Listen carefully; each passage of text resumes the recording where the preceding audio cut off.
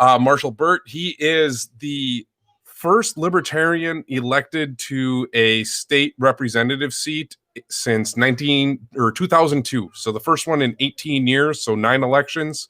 Marshall, first of all, congratulations. That's what we're all doing when we all run for any lower offices is, working to get elected and give people a voice from the Libertarian Party. Can you tell us how it went, how your election went, how your experience has been this year so far? I'm sure why you ran and how the race went and what worked for you. I guess tell us who you are. Right. Yeah. To add a little bit to that, also I'm also the first third-party candidate to win a House seat in the state of Wyoming in over 100 years. Wow. And also within that, I'm also the first Libertarian candidate to start on the Libertarian ticket, not switching parties, to actually win my first run at a seat since 1994. So, I didn't learn of all this until after the election came out, obviously, because it's probably not a good way to start off. Hey, do you want to run for an election? Well, by the way, we haven't won anything for over 100 years, so it's probably kind of kept quiet there for a little bit. But I have to, right? So I have to give a huge shout out to the National Party and Apollo Pizzell, who was actually our campaign coordinator for this whole project. And he put together his brainchild was called the Libertarian Frontier Project. And the project was designed to basically test the waters of different districts, mine, and then we had 4 other in the state of Wyoming and 1 out of South Dakota, and to find out if the smaller frontier states that didn't require a lot of votes to win, if it was a possibility to win. So he put together the project with a group of a lot of other support from national. The Cato Institute was a huge help, and then a lot of other staff from the actual Libertarian Party itself to put us to where we're at. Well, that's good. What sort of things did you find resonated well in your community? Worked well for your campaign? Didn't work well? Would do different? Would do double down on again in your next campaign? Any advice to people who are curious to learn what sort of things worked out for you and what didn't? Am I on mute? Are you able to hear me, Marshall? Yes, definitely. So I would definitely recommend we can. Yeah, we got a little bit of a delay going. It looks like. So don't worry. Go ahead.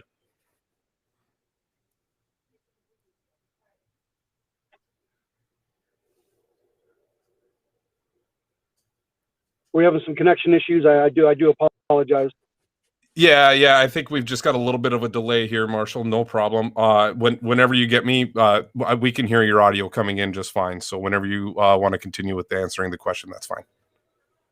Yeah, I've got the question, and I did hear that. So I would recommend that if anybody wants to get involved, we can always use at any candidate, at any race, can always use the volunteer help to get out and put boots on the ground and help get the message out, because as a candidate, there was a lot of moving parts, a lot of moving pieces, and there's no way, even if I had enough money to pay, just to pay for it all, there's no way it's possible to do it without enough help from volunteers and the party itself, both actually at the national, state, and local volunteers and stuff like that. So first off, that's huge.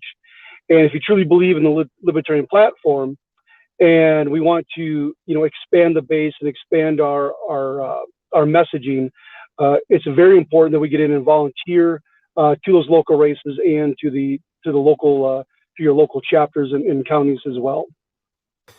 So a couple of things I probably would have done different is, obviously I didn't win 100%. There were always people that voted against me.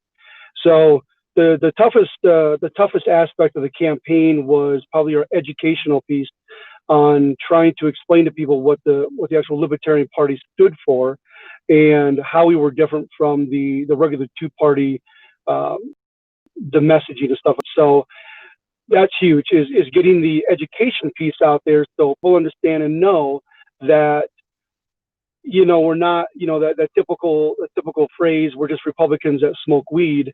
We have a lot more validity to the campaign or to the party itself, versus just, being a couple whack jobs out there. I mean, I've read a lot of message boards out there where I was going through this process, and a lot of people are discouraged because they always think that third party is a wasted vote. And I can tell you personally, it's not. Otherwise, I wouldn't be here. So first and foremost, get out and volunteer and get involved with your local and your state chapters, and build your base. Oh, looks like we lost Marshall here. We'll give him a second to see if he's able to get back in, everyone. I do apologize for that. So those of you in the chat, how many of you are looking to run for office while we wait here, or considering it? I highly recommend all of you get out there, go do it now. I personally got my statement of intent sent in to the Regulatory Finance Commission with Kentucky here, so that way I can officially start campaigning and fundraising and spending money. So get out there, get started now. Call those offices. They're actually kind of bored this time of year, so I would highly recommend you guys get out there and see what they have to offer and resources, because I think that you guys, anyone considering making a run, Marshall demonstrated the ability to do it. My son's really excited about it downstairs. You can hear him yelling. So I don't think that we're going to get Marshall back, it looks like. So, oh, wait, there we do have him back. Hey, Marshall, we lost you there for a second. Right.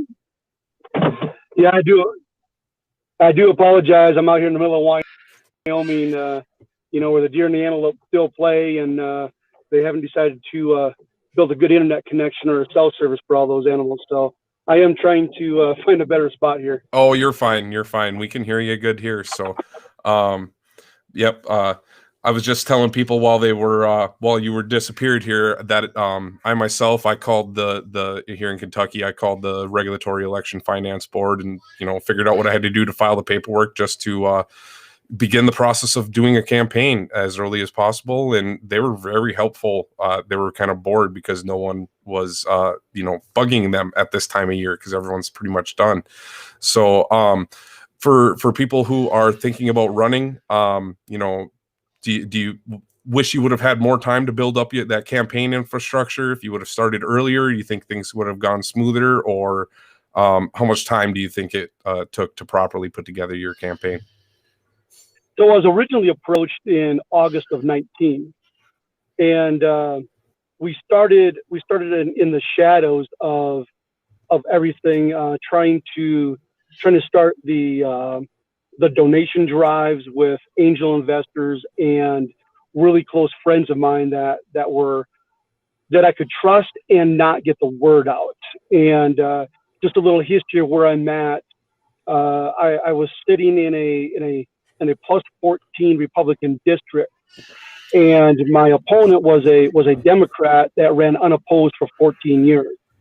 So okay. the numbers were huge on what I had for availability. But trying to get in and getting the campaign going, we did a lot of work behind the scenes because we didn't want a third-party race and try to keep it a two-party race. Otherwise, we could run from an $8,000 race up to a $25,000, depending on how much we had to fight for that. Mm-hmm. So, we were well out, more than a year out before we even really had to get into the politics of it all. So there's a lot of work behind, a lot of designing and things that we can do behind the scenes, and that's getting logos designed, getting vendors for T-shirts and yard signs and those kinds of items that we get out there. A lot of that can get put in play behind the scenes. Mm-hmm. And if anybody's looking at running, you have to be strategic of what you're going on because of the way the third party is. If you got just a single party out there that's run for so many years unopposed, the numbers can really be good in your favor. So mm-hmm. What we did is, even though we were like I said, well behind the scenes, we started with angel investors and good friends and close friends that would be able to keep that secret for us until after the federal filing requirement for the main two parties. And Okay. once the two party actually the two party races were actually when that filing deadline finished out, then we came out and then we announced afterwards, knowing that it would just be a two party. And then after we actually formally came out, then we really stepped up our donation efforts and stuff like that, and we really went national with it. So we had more than a year to actually plan out, and it helped out really well. Okay. All right. That's good. That's good. What messages you said, showing how you guys are different than the other two parties, obviously being in a head-to-head race, it helps highlight, you can be showing, the difference between yourself and them, but, truly saying like, hey, we're something different. What messages do you find resonated with your voters the most? Well, knowing it was gonna be a tough challenge trying to get into the educational piece of it all. We had to try to build that message to where we were completely different than a two-party system. Otherwise, why would they go for us? So, the easiest one on the Democrat side of life is because they wanted to keep increasing the tax base, increase the level of government. My opponent was on a committee within the legislative branch that wanted to implement a toll road within our main interstate that came through the state. And that just didn't resonate with people trying to figure out how they're going to get from one end of the state to the other without having to pay the government to do so. So on the Democrat side, it was really easy to be able to do that.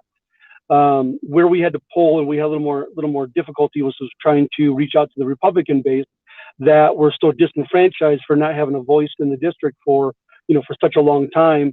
And then we also had other undervotes of Republicans that just straight voted party lines. So we had to build the messaging on why did they vote on the Republican Party line and what were their key issues. And then we had to build the message that allowed them to understand that, as a libertarian, we do follow more of the conservative Republican Party on that side. Easy with no taxes and stuff like that. It's really easy to fight the Democrat side of that. But, the tougher part was trying to get the message to where we're different than the Republican side, but yet we're still on that conservative base to where we're still a viable vote for that conservative party, and try to pull those Republicans off their home base. All right. What sort of things do you think that you serving in the legislature can do as a libertarian? Because obviously you're going to have to talk to the other parties and come up with things that you might be able to agree on and, get bills passed or repealed, even better, repeal some laws while you're in there. What sort of things do you think you're going to try and target in your first term? We do have a number of different policies we're going to try to work on. We're going to kind of keep those in the wraps until we can kind of figure out how to get the legislation written. But the primary focus of everything we're going to try is to bridge the gap between the Democrat and the Republican. We got the majority and of course the minority party, and try to bridge those gaps and say, we can still work together. There are certain things that we won't budge on. Of course, gun control laws is an absolute no, and any type of a tax increase is absolutely going to be a no as well. But there are other ways we can get out there and how to balance the budget on the state level without necessarily having either cut funding that can hurt other families, or to try to actually raise taxes on families that may not be working, for a number of months because of the COVID. So the challenge is to figure out how we can actually balance our budget. And I think the big start to that will be to do a full audit of the budget and see where we're actually spending our money, and then try to act when we put out the proposed bills that we want to push, get those drafted to where we can get the verbiage and language for the other two parties to get on board and try to actually, cross both party lines, push the libertarian agenda, but yet still, keep government in check, and then also not to increase the burden upon our families here. I think that's good. I talked with Kara Schultz the other day, and no one wants we elected a libertarian. Are we going to have are all of our services going away? I get it. We can't necessarily yank out the rug underneath everyone. And with the opposition being a unified party usually that prefers authoritarian policies. We're going to have an uphill battle to climb for any elected libertarians, and I salute you for being the first. And I really truly hope that 2022 brings a whole wave of gold across all of the state legislatures. I think that would be a great goal for everyone. Well, thank you. I do too. We often hear the old mantra that getting libertarians to agree up on anything is definitely like herding cats, right? Mm-hmm. And I can tell you, I've had an outpouring from all over the countryside, whether it was New Jersey, Florida, Texas, Pennsylvania, and of course I can't label them all. I'll forget them all.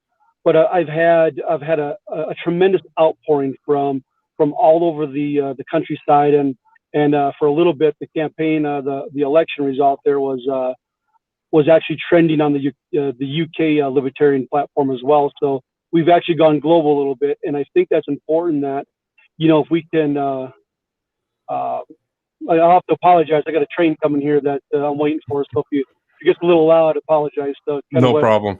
We're doing. You can kind of see the light coming up behind me right there. But hold on.